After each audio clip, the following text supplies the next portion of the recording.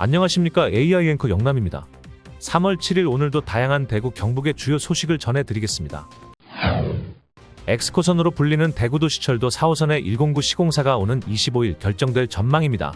대구교통공사와 대구시는 5일 4호선 109 입찰에 참여한 HS화성, 서한, 지능기업 태왕ENC 컨소시엄을 대상으로 프레젠테이션을 진행했습니다.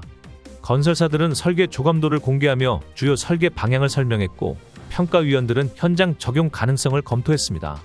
심사는 설계 점수 70%, 가격 점수 30%를 합산해 진행되며 동대구로의 가로수 히말라야시다 훼손 최소화가 중요한 평가 기준으로 제시됐습니다.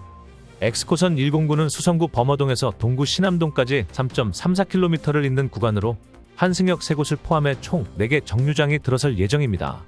총 사업비는 약 1,400억 원 규모이며 최종 시공사는 25일 대구 그랜드 호텔에서 발표됩니다.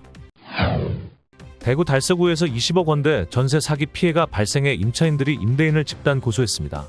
피해를 주장하는 임차인 19명과 전세 사기 대구 대책위는 6일 달서경찰서 앞에서 기자회견을 열고 임대인 A씨를 사기 및 특경법 위반 혐의로 고소장을 제출했습니다. 임차인들은 A씨 소유 건물 4채에서 33가구가 전세 보증금을 받지 못했으며 피해액이 22억 원에 달한다고 주장했습니다. 특히 피해자 대부분이 20에서 30대로 후순위 임차인이어서 보증금을 돌려받기 어려운 상황입니다. 대책위는 A씨가 무자본 갭 투기를 했으며 경산 전세 사기와도 연관됐을 가능성이 높다고 밝혔습니다. 경찰은 즉시 수사에 착수할 예정이며 피해자들은 전세 사기 특별법의 기한 연장과 개정을 촉구했습니다. 대구 택시업계가 불친절 오명을 점차 씻어내고 있습니다. 6일 대구시에 따르면 지난해 택시 불편 신고 건수는 1,741건으로 전년 대비 72건 줄었으며 2022년과 비교하면 28% 감소했습니다.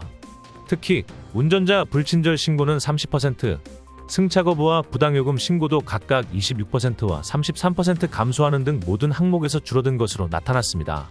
이는 플랫폼 호출 영업 확산과 기사들의 서비스 개선 노력이 복합적으로 작용한 결과로 분석됩니다. 또한 대구시는 지난해 접수된 민원 1,741건 중 84%에 대해 시정 조치와 과징금 부과 등 적극적인 대응을 했습니다.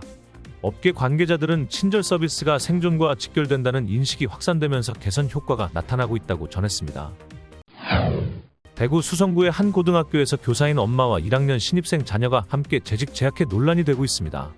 해당 사실을 확인한 학부모가 대구시 교육청에 민원을 제기했으며 교육청은 오는 12월 정기 인사에서 교사를 전보하겠다고 밝혔습니다. 하지만 학부모들은 1년간 동일 학교 생활이 형평성 문제를 초래할 수 있다며 즉각적인 조치를 요구하고 있습니다.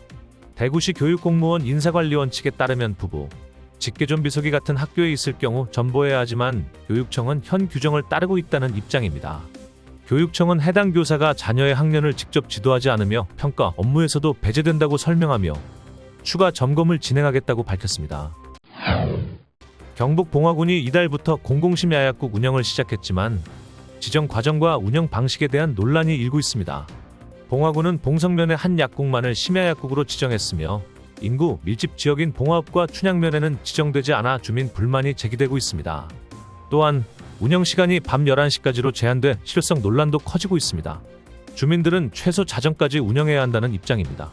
봉화군은 향후 봉화읍과 춘향면 내추가 지정을 추진하겠다고 밝혔지만 약국들의 참여 의사가 없어 현실적으로 어려운 상황입니다. 지역 의료계는 심야약국의 접근성과 실효성을 높일 수 있는 현실적 대책이 필요하다고 지적하고 있습니다. 이상으로 3월 7일 대구 경북 주요 뉴스를 전해드렸습니다.